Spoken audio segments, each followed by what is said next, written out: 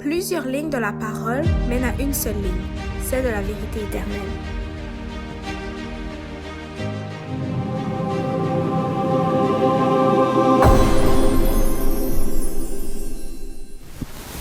Bonjour à tous et bienvenue dans notre émission Allons à l'école du sabbat. Aujourd'hui, nous allons pouvoir voir Paul devant le conseil. Et cette histoire, en fait, se réfère directement à la suite de ce que nous avions vu la semaine passée, donc de Acte 22 jusqu'à Acte 23, où nous allons nous arrêter justement au moment où Paul va avoir la vision avec Jésus, où Jésus lui va pouvoir l'encourager dans sa continuité et la fin de son ministère. Je vous encouragerai donc de prendre avec nous le guide d'études de l'acte de la partie numéro 4 pour que vous puissiez suivre avec nous et comprendre ce que nous allons étudier aujourd'hui avec l'aide des Écritures, bien sûr. Je vous encourage donc aussi de prendre le temps d'écouter, d'étudier, d'apprendre pour que la vérité puisse se faire ressortir de tout ce que nous allons à dire. Je vous souhaite donc bonne étude et bonne écoute.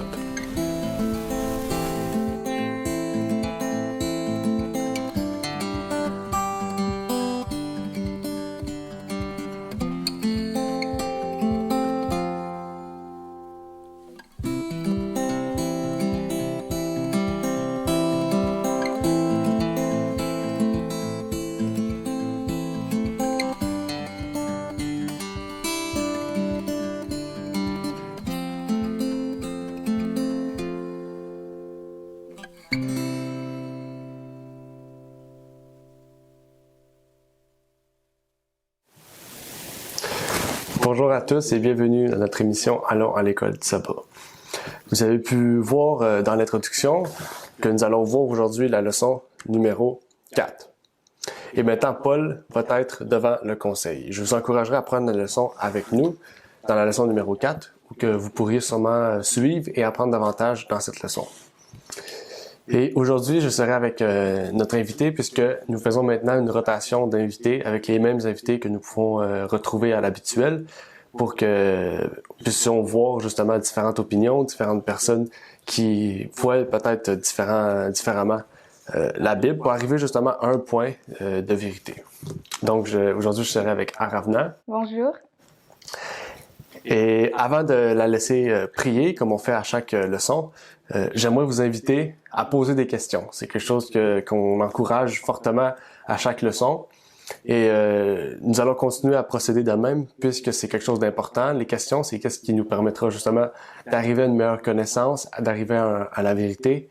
Et je vous encouragerai à les poser dans les commentaires de cette vidéo ou à nous contacter par email à ligne-sur-ligne@gmail.com. Et donc, j'aimerais t'inviter maintenant à prier si tu le veux bien. Père Céleste, nous te disons merci du fait que nous pouvons faire la révision de la leçon. Et maintenant que nous allons apporter les points qui pouvaient être mal compris, assiste-nous, fais en sorte que nous puissions bien comprendre et ressortir avec une compréhension plus claire et fais en sorte que cela reste dans notre mémoire. C'est ma prière au nom et par les mérites de ton Fils. Amen. Amen. Donc, j'aimerais, pour commencer, vous faire seulement un petit détail de remarque que vous avez peut-être déjà remarqué. Nos émissions vont être plus courtes. Et ça, c'est pas par notre faute, à cause qu'on fait mal notre travail ou que nous pouvons mal voir certains points.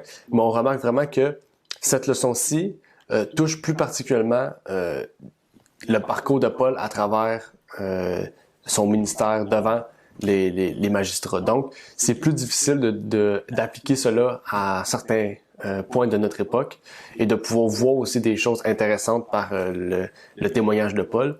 Cela ne fait pas moindre l'importance de cette partie de Actes que nous allons voir jusqu'à la fin. Mais on va voir que les leçons vont être un peu plus courtes, vont être structurées différemment. Mais on essaie de notre mieux pour vous fournir du contenu adéquat, de qualité ou surtout du contenu qui présente la vérité telle qu'il est présenté dans la parole. Et j'aimerais commencer avec un point qu'on peut remarquer dans le début de la leçon. Et si vous remarquez dans la question numéro 4, on peut remarquer dans la première question, OK, que ça reprend directement avec le point de la dernière leçon, quand les Juifs ont commencé à crier et à lancer la poussière et toutes ces choses-là. Et donc, j'aimerais que tu puisses me résumer justement, c'est quoi au juste qu'on a vu la semaine dernière par rapport aux Juifs et qu'est-ce qu'ils ont fait dans le fond à Paul? On s'était arrêté avec le discours de Paul en hébreu. Tout d'abord, il s'était présenté. Il avait dit qu'il était juif, né de Tarse. Après ça, il a parlé de son enseignement, qui l'a amené à la connaissance des lois, et c'était Gamaliel. Après ça, il est venu avec son témoignage, sa conversion, et comment Christ lui était venu et sur le chemin de Damas, et qui lui avait dit Paul, pourquoi me persécutes-tu? Il avait fini son moment de témoin. Il n'avait pas pu. Paul n'avait pas fini, mais c'est les Juifs qui ont décidé de tout de suite l'arrêter. Mais on voit qu'il avait fini vers la dernière phrase quand il avait dit que Jésus lui avait envoyé vers toutes les nations. Donc, c'était ce petit résumé. Oui, effectivement, tu as pu bien résumer la dernière leçon et dans le fond, qu'est-ce qui est arrivé à Paul par la suite on pourrait de la révolte juive. Et c'est ça qui est intéressant à voir, c'est que Paul est arrivé à un point où que, oui, il se rapprochait de la fin de son discours, puisque là, il est arrivé au point vraiment où que Dieu le dirige vers les païens. Donc, il aurait pu continuer à témoigner de qu'est-ce que Dieu lui a fait pour les païens, mais on voit vraiment que ça n'aurait peut-être pas été nécessaire pour les Juifs. Mais on voit vraiment que les Juifs l'ont interrompu, justement, où est-ce que ça leur touche leurs égos, justement où ça touche leur ego, leur point important du fait que le peuple juif, c'est le peuple élu de Dieu. Donc, les païens sont pas égaux au peuple juif. Et ça, c'est vraiment grave. Et c'est pour ça, justement, que les Juifs ont lâché des cris, ont déchiré leurs vêtements, ils lançaient la poussière en l'air. Et Paul savait que qu'est-ce que ça voulait dire, puisque c'est un Juif. Et quand on fait ça, on sait que c'est parce qu'il a fait un blasphème. Donc, pour les Juifs, Paul est en train de blasphémer du fait qu'il reconnaissait que les nations étaient au même niveau que les Juifs. Et que eux, les Juifs, reconnaissaient pas cela, puisque de la façon qu'ils ont réagi, on peut voir ça. Donc, ici, j'ai une question. Puisque Paul savait ce que ça signifiait, c'est de dire que les nations sont égales aux Juifs. Il savait ce que ça aurait provoqué chez les Juifs. Pourquoi il a pas apporté le message autrement pour amener les Juifs à comprendre ce qu'il disait? Je pense pas qu'il aurait pu amener son discours autrement parce que c'était un témoignage. On voit qu'il parlait comment Christ l'avait amené et il a apporté que des points qui étaient vrais. Puis de ce qu'on a vu, Dieu voulait que les messages puissent aussi toucher les païens.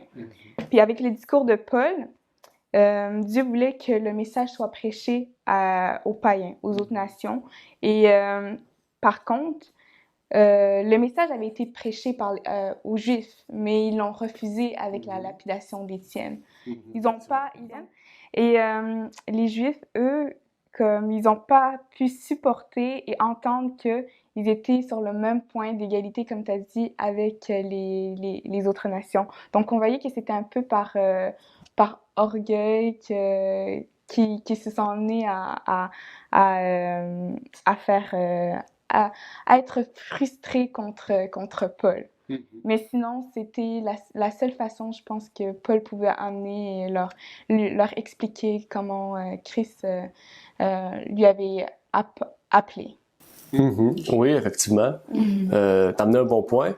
Et de toute façon, même si Paul aurait pu l'expliquer d'une autre façon, peut-être plus propre ou peut-être d'une façon à les amener à comprendre la raison de Paul, les Juifs auraient, je pense pas, en tout cas pour ma part, et d'après ce qu'on voit des témoignages aussi, que les Juifs auraient accepté le message ou auraient compris le message, puisque c'est les Juifs, faut pas oublier, c'était un groupe qui était très égocentrique, très orgueilleux, pour reconnaître déjà que les païens ont droit au même Dieu qu'eux. Parce que pour eux, pour qu'un païen ait droit au même Dieu qu'eux, il faut que les païens se conforment à eux. C'est pas vraiment je l'accepte comme qui est, puis la vérité va le toucher. Non, il faut que tu te conformes avant même que faut que tu sois juif avant même de pouvoir accepter le vrai Dieu. C'est un peu spécial leur façon de penser, mais on voit vraiment que les Juifs pensent de même encore aujourd'hui. Dans le fond, ici, je vais faire un parallèle avec les Juifs et les Israélites parce que c'est vraiment différent. Dans le fond, les Israélites, les Hébreux, c'est eux qu'on appelait avant la déportation de Babylone. Et ici, ma question, c'est est-ce que les Israélites ou les Hébreux auraient-ils pu livrer le message aux païens? Oui, ils auraient pu livrer le message parce que Dieu avait choisi ce peuple pour qu'il soit dépositaire de sa loi et que les autres nations puissent connaître vraiment le Dieu, lui qui a créé les cieux et la terre. C'est ça. Oui, effectivement, c'est ça qu'on peut remarquer. C'est pour ça qu'il avait choisi le peuple. Oui, c'est effectivement. Le peuple d'Israël était choisi. Le peuple juif aussi, Dieu avait gardé ce peuple-là aussi, mais on voit vraiment que avant la déportation et après la déportation, il y a quelque chose de très différent qui s'est passé. Après la déportation, il y a eu beaucoup de sectes qui se sont formées, pharisiens, sadducéens, les zélotes. Il y en a plusieurs qui se sont formés. Avant ça, c'était vraiment un groupe uni, mais le seul problème qu'il y a eu à l'époque d'Israël, c'est que ils faisaient pas seulement qu'apporter le message. Pour eux, la façon d'apporter le message, c'était de s'unir avec eux, un peu de s'idolâtrer pour apporter le message. Dans le fond, ça venait apporter un message qui était plus vraiment le message. C'était un message un peu difforme. C'est comme, tu peux accepter Dieu, mais eux sont idolâtres, puis en même temps ils s'unissent, puis ils comprennent que pourquoi le peuple d'Israël, c'est le peuple choisi de Dieu. C'est comme, ça devient un message un peu mélangeant. C'est plus un message de vérité pure. Comparativement aux Juifs, on voit vraiment les deux extrêmes. Les Juifs étaient extrémistes dans le sens, ils s'approchaient aucunement des païens, tandis que les Israélites d'avant, ils s'approchaient vers les païens, mais tellement qu'ils acceptaient leur doctrine. C'est ça le problème, hein, qu'il n'y a pas eu de juste milieu. Mais je pense que ça, c'est un peu, je vais sortir un peu de la leçon, mais le meilleur exemple, pour moi, ça serait Daniel. On voit que lui, il avait gardé ses pratiques, et même si qu'il était au milieu de gens idolâtres, eh bien, il priait 3 fois par jour, il ne mangeait pas les mains des rois, et on voyait qu'il ne se conformait pas aux pratiques et à la façon dont les idolâtres se comportaient. Oui, c'est un bon point. Oui, Daniel, en fait, oui, c'est un point très intéressant que tu as pu voir, que c'est un bon parallèle, puisqu'on voit que Daniel, c'était vraiment la personne idéale que le peuple, en fait, aurait dû être. Un peuple aurait dû suivre un exemple comme Daniel. Il y en aurait plusieurs autres aussi. Aussi avec les compagnons. Oui, les compagnons. Puis ici, je voulais savoir, est-ce qu'il y a un parallèle qu'on peut faire avec l'Église actuelle adventiste? Le fait que Dieu nous a... je vais recommencer, OK? Le fait que Dieu nous a guidés, qu'il nous a donné les vérités, alors que les pionniers voulaient apprendre davantage sur Dieu par rapport au sacrifice du Christ, eh bien, Dieu leur a révélé davantage.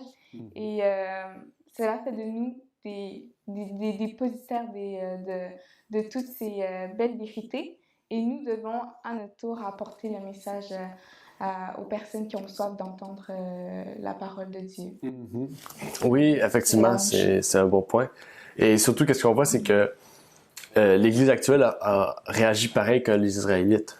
Dans le sens que ils veulent apporter les vérités aux nations, mais en apportant les vérités, ils s'unissent avec eux. Pour eux, pour apporter la vérité, il faut s'unir. Il faut participer à l'écuménisme. Il faut s'allier avec le peuple pour amener la vérité. Puis, à force de penser comme ça, mais en fait, ils apportent plus le message. Parce qu'ils s'unissent tellement qu'ils se conforment à eux, c'est ça, ils se conforment à eux. Peut-être pas dans toutes les sphères, mais le problème, c'est que les quelques sphères qu'on pourrait dire que pour eux, les pionniers manquaient, se sont conformés. Et ça, hier, je vais faire pareil. Hier, en préparant une étude, j'ai justement lu une partie du livre de Leroy Froom, The Movement of Destiny. Puis, dans son livre, on voit vraiment un graphique qui réfère l'ancien adventiste avec le nouvel adventiste. C'est comme ça qu'il l'appelle. Puis, on voit vraiment qu'il parle de l'ancien adventiste où ça dit les vérités chrétiennes, il dit, les vérités chrétiennes sont formées, mais pas complètes. Puis il parle de l'Église actuelle, il dit, les vérités chrétiennes sont dans sa totalité. Okay. Puis quand il dit les vérités chrétiennes, il dit pas les vérités bibliques, il dit les vérités chrétiennes, en parlant du christianisme en général, c'est-à-dire la Trinité. Après ça, il parle de le sanctuaire. Jésus, il y a un sanctuaire, il n'y a plus de sanctuaire. Jésus a accompli à la croix tout. Après ça, il continue avec plusieurs autres points. Puis là, c'est là que j'ai remarqué vraiment que l'Église adventiste ne peut pas dire que les vérités chrétiennes sont partielles dans le début du mouvement, puis après sont complètes. Ouais. Ça veut dire que l'Église a été fondée sur une partie de vérité, mais pas complète.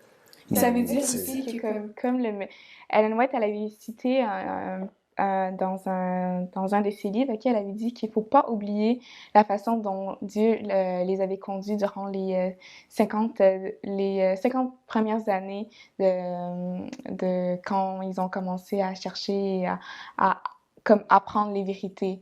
Donc, c'est à se dire OK, comme Liverpool, que ils étaient en partielle vérité, qu'ils avaient que les pionniers avaient un peu la vérité, c'est comme vraiment erroné, vu que ça détruit ce que Ellen White, elle avait dit, que de ne pas oublier comment Dieu les avait dirigés, et comment les fondements qu'ils ont été établis, comment ils ont été établis. Donc, ça détruit vraiment qu'est-ce qu'elle avait dit. Oui, c'est exactement. C'est à peu près ça qu'on peut remarquer. Puis, je vous encouragerais justement à aller voir son graphique. Peut-être pas. Si vous voulez, vous pouvez lire son livre, pas en termes d'instruction, d'apprentissage, voir comment il déforme un peu les propos historiques, parce que son livre-là, c'est vraiment quelque chose où il déforme les propos historiques des pionniers. Puis, il y a même un journaliste adventiste qui avait déjà dit que Liverpool, c'est la façon qu'il a répertorié l'histoire adventiste, c'est un des pires, genre. S'il a dit que c'est la façon de répertorier les adventistes, c'était une des pires façons, c'était même pas bon. C'est pas un historien, rien n'était fondé, il prenait un peu par là, puis il remettait dans on peut dire en jargon, en sa sauce. Il remettait un peu à son goût, à comment il perçoit l'Église. Mais on voit vraiment qu'il a plus détruit qu'à amener des bons points dans son livre. Puis son graphique, je vous encouragerais. Je vais l'afficher à l'écran de la leçon. Comme ça, vous pourrez avoir un aperçu. Puis je vous dirai la page pour que vous puissiez aller vous vérifier par vous-même. Et donc, si on continue dans la leçon, on voit vraiment qu'après la foule, on pourrait dire le cahut de la foule, le tribun a décidé d'amener Paul dans la forteresse. Maintenant, plus sur les marches, sur les degrés, il a décidé de vraiment l'entrer à l'intérieur de la forteresse pour le faire parler par la torture, donc par le fouet, pour savoir pourquoi ces gens-là crient après toi, pourquoi ils font tout ça, parce que lui, il n'a pas compris, parce qu'il parlait en langue hébraïque, donc il ne pouvait pas comprendre qu'est-ce qu'il se disait. Et ils ont donc lié Paul avec des courroies, puis Paul dit quelque chose qui laissa perplexe le centenier, la personne dans le fond qui est en train de le lier. C'est qu'est-ce que Paul lui a dit, puis pourquoi aussi il lui a dit cette chose-là. Il lui avait dit s'il était permis de battre un Romain, si je me trompe pas. C'est le verset... Je veux juste dire... OK. Vous est-il permis de battre de verge un citoyen romain qui n'est pas même condamné? Donc, il a dit ça parce que, techniquement et logiquement, ils n'avaient pas le droit de battre un Romain. Mais non, sans aucune raison, ils n'ont pas le droit. Puis, le pourquoi aussi, c'est on voit vraiment que Paul, justement, utilisait la loi pour se défendre. Okay? Parce qu'on voit vraiment que, pas parce que la loi, c'est on pourrait dire, fait par des hommes, qu'il faut rejeter cette loi-là. Parce qu'il faut pas oublier que c'est Dieu qui a établi les gouvernements. En fait, s'il n'y a pas de loi, le monde serait une anarchie. Faut pas oublier ça. C'est que n'importe où, qu'on soit au Canada, aux États-Unis, en France, en Grande-Bretagne, s'il n'y a plus de loi, en fait, c'est une anarchie partout dans le monde. Le péché va juste partir comme si rien n'était. Satan va pouvoir faire amplement son travail. Il n'y aura plus besoin de faire ce qu'il prépare en ce moment. Mais on voit vraiment que les gouvernements sont établis par Dieu. Oui, les lois, il y a certaines lois qui vont à l'encontre de la parole. Okay? On voit vraiment que c'est le travail de l'homme. Mais Dieu a permis que les gouvernements puissent mettre des lois pour aussi protéger ses serviteurs d'une façon, parce qu'on voit que les États-Unis, ont mis des lois pour protéger justement les chrétiens, leur permettre en toute liberté d'adorer, toute liberté de louer Dieu, etc. Mais on voit vraiment que plus le temps avance, plus que Satan veut utiliser ses gouvernements contre nous, dans le fond. Mais ici, Paul a utilisé la loi pour se défendre en disant qu'on ne peut pas frapper un Romain sans aucune raison. S'il n'y a pas de préavis, s'il n'y a pas une raison justifiée, il n'y a aucun but de frapper un Romain. Puis, est-ce que tu as une histoire, si tu te rappelles, dans Actes, où ce que Paul a utilisé ce procédé-là aussi? Oui, c'était dans Actes 16, verset 37. OK, on va le lire. On l'avait étudié dans la leçon. C'était quand que Timothée et Paul et Timothée avaient été mis en prison. Et si on se rappelle bien, c'est là que le geôlier s'était converti. Mais Paul avait utilisé sa citoyenneté romaine, je ne sais pas si ça se dit, sa citoyenneté romaine, pour dire qu'ils n'avaient pas le droit de le mettre en prison. Et, Oui. je pense que c'est ça. Oui, c'était ce point-là, en fait, ce texte-là. Et on voit vraiment que Paul a utilisé ce procédé-là 2 fois, parce que même si la loi est faite par les hommes, tu peux pas te laisser frapper si une loi t'empêche de vraiment te laisser frapper. Tu comprends? Et on va voir que plus le temps va avancer, plus que l'homme va permettre ces choses-là. On voit vraiment que les lois là défendront plus la personne juste. En fait, la loi va défendre des personnes injustes. Donc là, ça sera différent. Parce que la différence là qu'il faut voir aussi, c'est que on peut pas mettre la loi gouvernementale, humaine, avant la loi de Dieu. Mais si la loi gouvernementale vient pas rompre la loi de Dieu, on peut s'y soumettre dans un sens. S'y soumettre dans un sens aussi logique, aussi plausible avec la parole de Dieu. Puisque la loi aussi, c'est Dieu qui a permis que ces lois-là puissent se fassent mettre. Et qu'est-ce qui est intéressant, c'est que quand le centenier a entendu ça, le centenier a dit « Ah, il est vraiment romain, je vais aller voir le tribun juste pour Claudius Lysias, juste pour être sûr, pour liser, pour pas qu'il fasse une erreur grave. » Donc, il allait lui dire. Puis le tribun, il a réagi « Ah, je veux savoir par moi si c'est vrai. » Il a décidé d'aller voir Paul puis lui demander « Est-ce que c'est vrai que tu es romain? » Puis Paul lui a dit « Oui, je suis romain. » Donc, tous les gens qui étaient là ont eu peur de frapper Paul parce que là, ils se sont dit si on le frappe puis on va en prison, si on le frappe puis on se fait couper la tête, là, parce que c'est des choses qui peuvent arriver. Il se fasse pendre, qu'est-ce qu'on fait? Donc, ils ont décidé de l'amener devant le Sanhédrin. Puis devant le Sanhédrin, Paul a dit « Mes frères, j'ai vécu jusqu'à présent devant Dieu en toute bonne conscience. » Est-ce que c'était le cas? Ouais, c'était le cas. Parce que j'ai lu dans Life of Paul, à la page 221, paragraphe 3, ça dit « Le comportement de Paul était calme et ferme. La paix du Christ régnait dans son cœur, s'est exprimée sur son visage, mais son regard d'innocence consciente a offensé ses accusateurs. » Donc, on voyait vraiment qu'il avait la paix de Christ avec lui. Il était très calme. Oui, effectivement, c'est un bon point. Et aussi, on voit vraiment que toute la vie de Paul, ça a été dirigé par le Saint-Esprit. Donc, ça a été dirigé par Jésus même. Donc, s'il ne serait pas en accord avec Dieu, pourquoi le Saint-Esprit le guiderait? C'est un bon point. Et on peut voir que c'est ça qui a offensé aussi les Juifs, le fait qu'il est calme, il est serein. Puis il vient dire qu'il est en bonne conscience. Allez, et au moment, ils l'ont frappé à la bouche. Oui, c'est effectivement. Puis c'est ça justement, j'arrive avec le point que tu viens de dire. Le sacrificateur Ananias a décidé de commander qu'on frappe Paul au visage. Et qu'est-ce qui est intéressant, c'est la réaction de Paul face au geste que Ananias a commandé de faire. Ça a été quoi la réponse de Paul face à ça?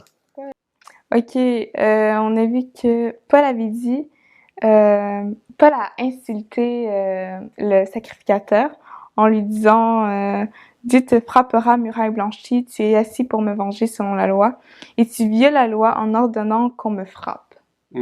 Okay, oui. Donc, c'était de cette façon-là qu'il avait répondu. Oui, c'est un bon point.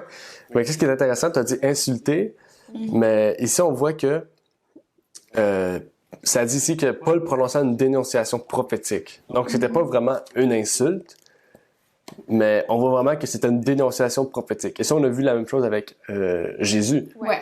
Que Jésus a dit, si vous faites ça, votre temps Ouais, va j'ai tomber, marqué. c'est plusieurs choses. C'était Matthieu 23, verset 27. On va lire ta référence. Malheur à vous, scribes et pharisiens hypocrites, car vous ressemblez à des sépulcres blanchis qui paraissent beaux par dehors, mais qui en dedans sont pleins d'ossements de mort et de toutes sortes de pourritures. Donc ici aussi, c'est... Il avait utilisé le même terme. Ouais, c'est- Lui, Paul, il a dit muraille blanchie, alors que Jésus avait dit sépulcre blanchi. Mhm. Oui, c'est vrai.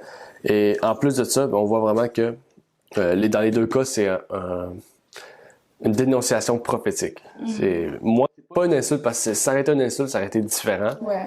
Mais là, c'est le fait qu'il annonce un peu une malédiction prophétique sur cette personne-là. Tu me frappes, pourquoi tu me frappes? Moi, j'ai rien fait, puis tu me frappes, donc je te donne une dénonciation prophétique. Mais qu'est-ce qui est intéressant, c'est que comment ces gens-là ont réagi aussi. Ils ont dit, tu insultes, parce que c'est ça que le texte dit, même si c'est pas vraiment une insulte. Faudra aller voir qu'est-ce que le texte dit. J'ai oublié. Ici, ouais, verset 4, désolé. Il dit ici, injures-tu le souverain sacrificateur de Dieu? Donc, ici, c'est une injure. Okay? Une injure, c'est un peu, c'est ça, un malheur, un type de malheur. Et qu'est-ce qui est intéressant ici, c'est que la loi proscrit, ok, puisqu'on a vu dans la leçon, dans Exode 22, verset 28, qu'on peut pas s'attaquer personnellement ou mettre un malheur, en fait, une malédiction sur un souverain sacrificateur. Donc ici, j'ai une question ici, parce que souvent, on voit qu'il y a l'Israël ancien, Israël moderne. Je vais faire ici un parallèle pour savoir est-ce que c'est un parallèle qui est logique, plausible ou véritable. Est-ce que le fait qu'ici on parle de souverain sacrificateur, ça veut dire qu'on peut pas maudire l'Église adventiste, on peut pas maudire Ted Wilson, parce que le souverain sacrificateur, c'est le dirigeant, Ted Wilson, c'est le dirigeant. Ça veut dire qu'on peut pas dire que Ted Wilson est dans l'erreur, le maudire, lui dire que ça va aller mal pour lui. Mais quand on regarde à ça, le texte que Paul avait utilisé, c'était dans Exode 22, verset 28, quand ça dit que on peut pas... Je me souviens plus vraiment, mais tu ne parleras pas de mal du chef de ton peuple. Mais comme j'ai pas vraiment de réponse fondée pour répondre à cette question, mais on peut juste regarder au fait que c'est quoi un serviteur de Dieu? C'est une personne qui est dans la vérité et qui reste, qui proclame et qui professe vraiment la vérité. Donc, quand on est dans l'erreur, est-ce que on peut considérer cette personne-là marchant selon les voies de Dieu? Eh bien, je pense pas. Mais je pense que c'est la seule chose que je peux dire. Est-ce que c'est insulter? Faudrait que je te laisserai répondre parce que j'ai pas vraiment d'éléments fondés sur ça. Déjà, ce qui est intéressant, c'est qu'on parle de souverain sacrificateur ici, et souverain sacrificateur, le seul à ma connaissance qui existe encore aujourd'hui, c'est Jésus-Christ. La première chose. Donc, c'est encore valide pour aujourd'hui. Tu peux pas dire un malheur ou quelque chose de malédiction sur Jésus. Tu comprends? Si tu fais ça, ben la Bible dit dans Exode 22, verset 28, qu'est-ce qui va t'arriver? OK? On voit que on peut pas faire ça. Donc, on peut pas faire ça envers Jésus aujourd'hui. Il y a seulement Jésus comme souverain sacrificateur. On sait aujourd'hui que les Lévites, OK, qui sont les pasteurs, parce que c'est spirituellement, les Lévites, c'est les dirigeants du peuple, ceux qui amenaient les commandements, ceux qui enseignaient le peuple. Donc, les pasteurs, les anciens et les diacres, c'est des personnes consacrées qui sont un peu les dirigeants du troupeau, dans une certaine mesure. Et on voit vraiment que ces gens-là peuvent s'apostasier. Ouais.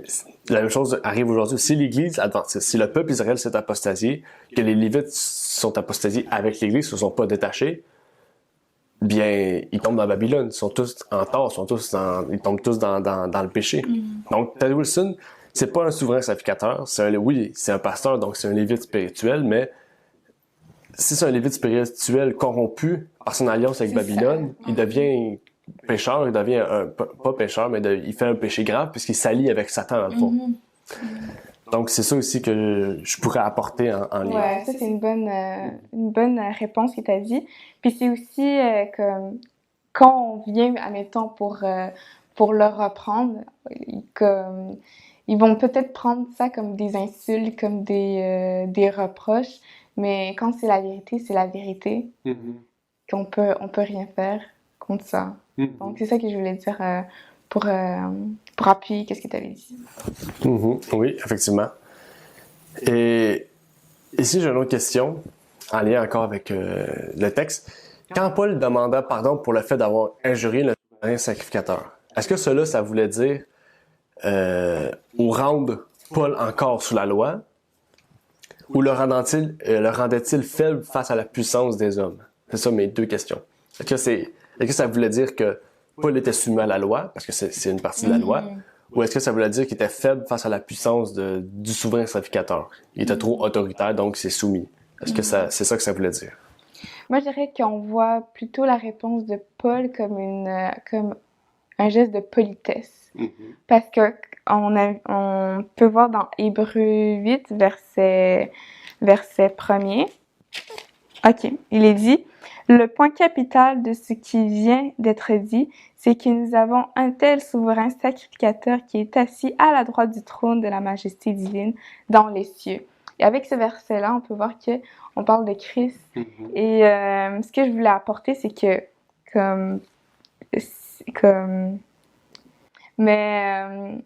si on prend ce passage-là de Hébreux, on voit qu'on mentionne que le souverain sacrificateur, c'est Christ.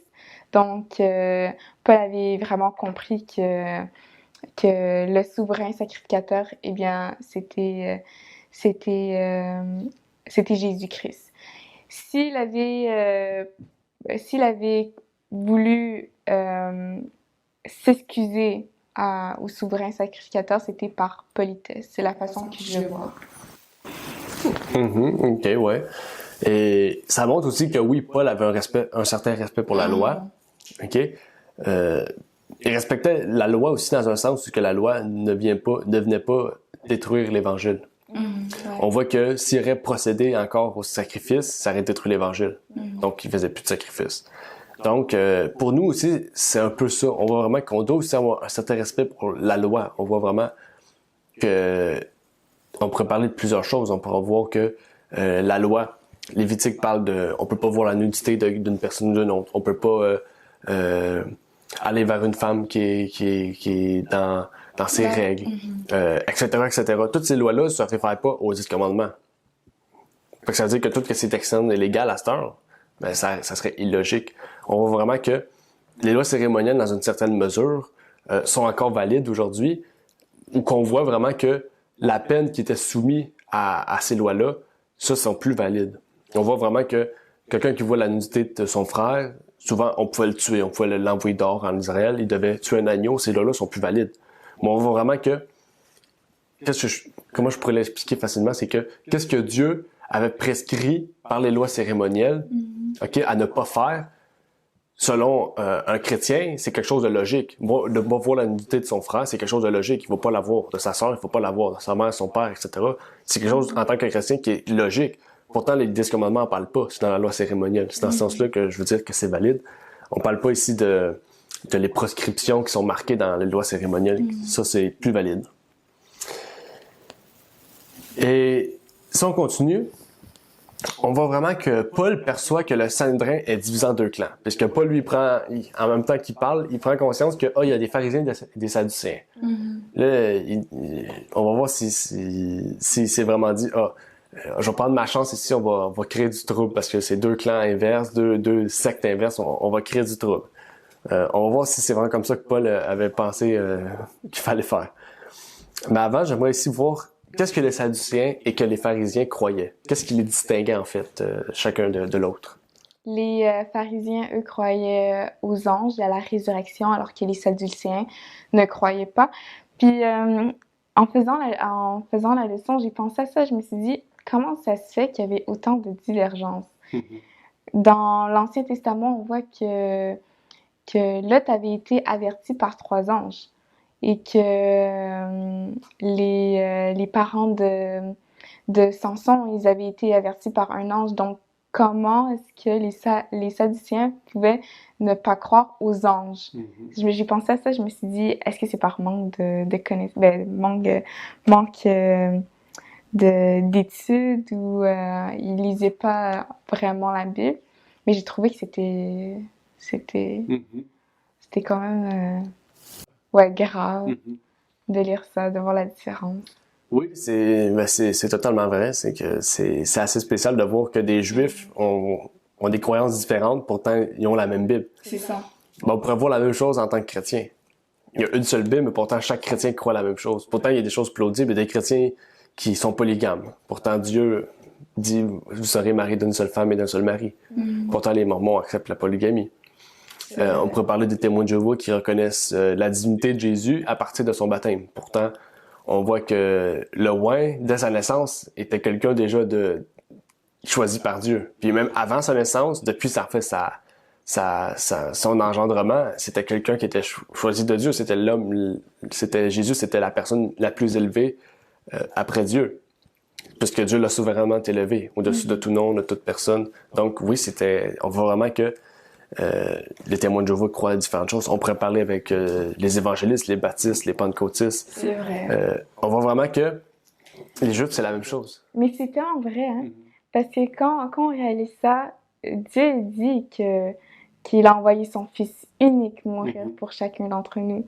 Et certains croient que c'est un jeu de rôle avec la Trinité, vu que la Trinité dit que c'est un jeu de rôle que Dieu a pris la personne de Jésus-Christ mourir pour nous. Mais on voit vraiment textuellement que c'est le Fils de Dieu. Et juste avec un mot, on voit ange, mais là, dans notre époque, on voit Fils. Ouais, effectivement. Il y a plusieurs religions, mais il y a plusieurs aussi points, c'est ça, plusieurs croyances même en Dieu. Unitaire, panthéiste, trinitaire, tritéisme. On pourrait continuer, il y a arianisme, antitrinitarisme, il y en a des centaines. Et pourtant, on a une seule Bible, il y a un seul Dieu. La Bible dit, il y a un seul Dieu, un seul Seigneur. Pourtant, tout le monde croit qu'il y a 3 dieux, un autre croit qu'il y a un Dieu, un autre qui croit qu'il y a 3 dieux. Comme la Trinité l'unitariste, c'est un peu quelque chose qui ressemble. Trinitaire, il croit qu'il y a 3 dieux qui forment un seul Dieu, donc il y a un seul Dieu. Pourtant, le Dieu est une personne.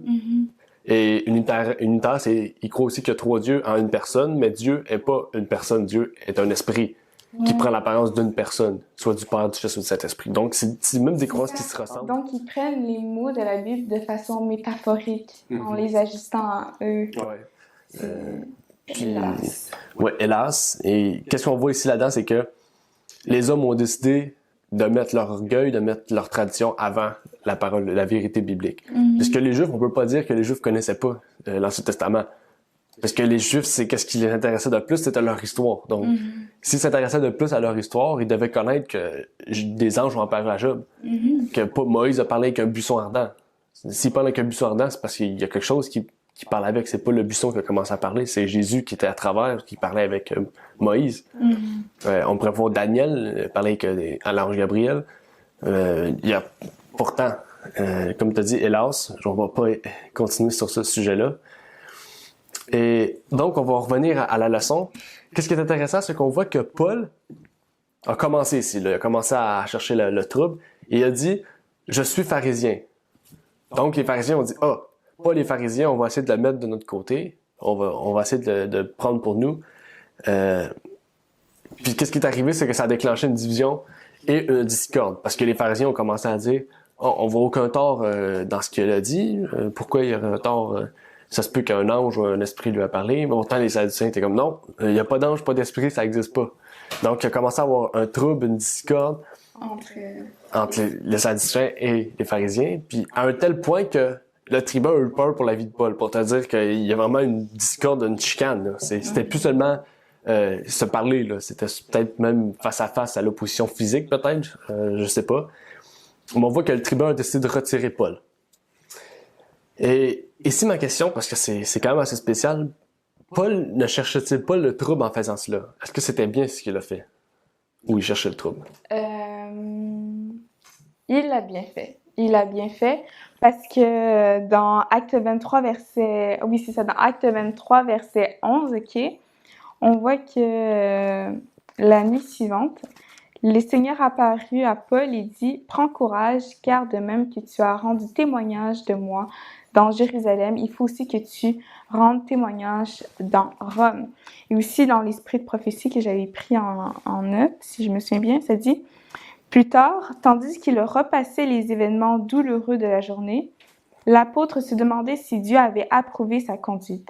N'avait-il pas commis une erreur, finalement en se rendant à Jérusalem?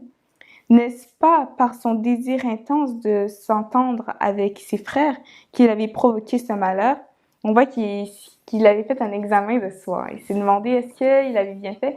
Et Christ il avait répondu que oui, de même que tu as témoigné de moi, et bien tu auras à témoigner à Rome. Donc, il avait bien fait, bien parlé. Moi, j'ai pas un point de vue différent, mais j'ai une réponse différente. C'est dans le même sens que toi. On voit vraiment ici que le Sanhédrin, c'était pas quelque chose qui était uni. Ils travaillaient ensemble, mais pourtant, ils croyaient pas la même chose. Moindrement qu'il y avait quelque chose qui touchait leur croyance, ça faisait une discorde. Donc, Paul ici, qu'est-ce que je vois, c'est, on dirait qu'il voulait montrer, peut-être pas aux tribuns, aux Romains qui étaient là, ou à d'autres Juifs qui étaient présents, que vous êtes même pas unis. Donc, vous voulez juger un homme, mais vous êtes même pas dans l'unité. On parle d'un sujet, puis tout s'en va n'importe comment, vous vous battez presque à mort. La discorde. Exactement. Et ici aussi, Paul, en faisant cela, ne voulait pas chercher le trouble, mais il voulait démontrer que l'unité dans l'erreur ne peut être bon aussi. J'ai vu ça, ce point-là, que l'unité dans l'erreur, ça peut pas être bon. Et que pour notre époque, l'important aussi, c'est que il faut pas faire partie du communisme justement parce que l'unité dans l'erreur, oui, ça peut paraître bien. Oui, ils vont avoir une certaine liberté. Parce que oui, vous allez travailler ensemble, vous allez pouvoir faire certaines choses qui vous empêcheraient, mettons, je sais pas, aller œuvrer dans les prisons. Je sais qu'à cette heure en France, on peut pas œuvrer dans les prisons si on fait pas partie du communisme. On peut aller organiser des événements dans des plus grosses choses. Je sais aussi que beaucoup plus de chrétiens vont accepter le message parce que le message va être plus bas, dans le sens que la Bible va être plus mise de côté, le monde plus en avant. Donc, on voit vraiment que l'unité dans l'erreur, oui, ça peut paraître bien. Le Sanhédrin, oui, il paraissait bien. Des hommes droits qui étaient là, mais moindrement qu'il y a une discorde entre les croyances, ça va détruire tout ce qui a été établi. Donc, le communisme, ça va faire la même chose, en fait. Ça va être uni, mais qui voient que la vraie raison du pape à vouloir s'unir, qu'est-ce qui va arriver? Ça va être détruit. Mais qui voient qu'une certaine église voulait l'unité pour d'autres raisons, ils vont vouloir se déchirer. Donc, on voit vraiment que c'est pas chrétien de faire ça, déjà de s'unir dans l'erreur. Puis aussi, c'est pas sincère, en fait, de s'unir pour un mobile aussi. Puis, c'est ça ici que je voulais établir. Et donc, avant de terminer, on va finir avec le reste de la leçon ici. Les pharisiens, suite à ce que Paul a affirmé, ne voyaient rien de mal face aux propos de Paul. Qu'est-ce qu'on a pu dire tantôt? Et ils croyaient aux anges et aux esprits. Donc, eux, ils croyaient que Paul, pas vraiment il y avait un mobile, ils voulaient avoir Paul dans leur parti. Mais on voit vraiment que les pharisiens auraient pu suivre Paul, auraient pu devenir chrétiens. Parce qu'ils croyaient aux esprits puis aux anges. Donc, ils croyaient que Dieu pouvait se révéler à Paul. Ils croyaient peut-être pas en Jésus, mais ils auraient pu croire que Dieu aurait pu interagir avec Paul pour lui montrer une vérité. Donc, le pharisien aurait pu accepter le message de Paul. Mais s'il y avait des mobiles, donc, on voit qu'ils l'ont pas accepté. Mais si on regarde en général, sûrement comme... Ben, pas en général, mais sûrement un pharisien parmi toute cette foule, je suis sûre et certain qui s'est questionné, s'est dit, ben, qu'est-ce qu'il dit, c'est vrai? Donc, imagine un pharisien parmi toutes les gens. Oui, ça se peut. Et ça se peut. La Bible n'en parle pas, mais on peut voir ça si on se retrouve au ciel. Au ciel, on va voir s'il y a des pharisiens qui, après l'appel de Paul, ont fait « Ah, je me rappelle de Paul qui avait cherché le trouble dans le Sanhédrin. » Puis, on voit ici que le tribun a amené Paul dans la forteresse où il a passé la nuit, selon ce qu'on voit dans la Bible, puisque dans la nuit, Jésus a apparu à Paul. Puis comme tu as pu dire, Christ l'a encouragé en fait à continuer ce qu'il avait fait, puisqu'aujourd'hui on voit qu'il avait témoigné pour lui, même si peut-être qu'il y a eu une ou deux conversions, même s'il n'y a eu aucune conversion, mais au moins Paul a pas subi face à la foule, subi face à la pression, on pourrait dire, des dirigeants, face à la pression des Romains, puisqu'on voit qu'il a fait face à la ville, aux Sanhédrins, puis aux Romains. Donc, trois, on pourrait dire, puissances qu'il y avait à l'époque. Et que oui, il devait continuer à rendre témoignage à Jérusalem, mais qu'il ne faut pas oublier que Jésus allait l'utiliser aussi à Rome. Donc là, Paul, il savait qu'il y avait un travail à faire à Rome. Il savait pas comment, pourquoi, pour qui, mais il savait qu'il y aurait un travail à faire à Rome, puisque Jésus venait de lui dire ici. Donc, c'est sur ça qu'on va terminer la leçon, puisque la semaine prochaine, nous allons voir la leçon numéro 5. Je vous encouragerais à réétudier cette leçon-là, OK? Pour que vous puissiez connaître cette histoire-là par cœur, parce que Sir White, si vous lisez couramment ce que nous marquons ici après le sommaire, vous pourrez remarquer que Ellen White porte une très forte attention à ces écoles du sabbat-là, puisque les écoles du sabbat, elle appelle ça un peu une école internationale. Puisqu'on voit vraiment que c'est une façon d'étudier la Bible qui facilite la compréhension, la mémorisation, puis aussi l'apprentissage. Donc, avant de terminer, est-ce que tu avais des questions, commentaires? Juste un commentaire. Au fil de la discussion, ça m'est venu à l'esprit. Je me suis dit qu'il y avait deux groupes qui se sont mis contre la vérité.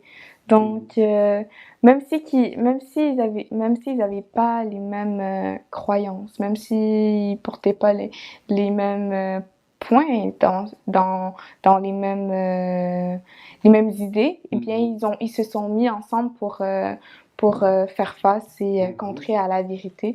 Donc c'est sûr et certain que nous aussi on va rencontrer ça très bientôt contre la vérité. Tout le monde sera contre. Ouais. Oui, c'est vrai, effectivement. Plusieurs apostats vont s'unir pour détruire le peuple de Dieu. Oui, effectivement, c'est vrai. Donc, si tu n'as plus rien, je vais pouvoir terminer par une prière pour clore le moment de partage. Notre Père qui est aux cieux, j'aimerais te prier, Seigneur, pour que tu puisses nous permettre de continuer à produire ces émissions et à trouver le temps et aussi, on pourrait dire, de nous permettre d'avoir l'esprit adéquat pour préparer ces études-là, Seigneur. Merci de nous permettre chaque semaine de pouvoir étudier le guide de l'école du sabbat.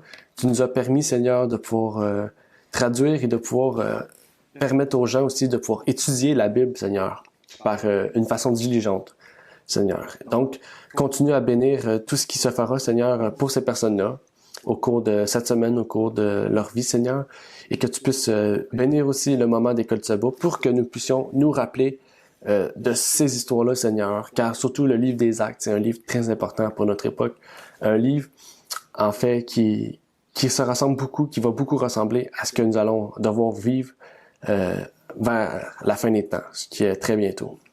Je te prie de nous protéger, de protéger aussi ceux qui écouteront cette émission. Je te prie dans ton Fils Jésus-Christ. Amen. Amen. Merci d'avoir écouté cette vidéo. Pour plus de contenu, abonnez-vous sur notre site internet. Il est également possible pour vous de nous suivre sur notre page Facebook et de nous contacter par email.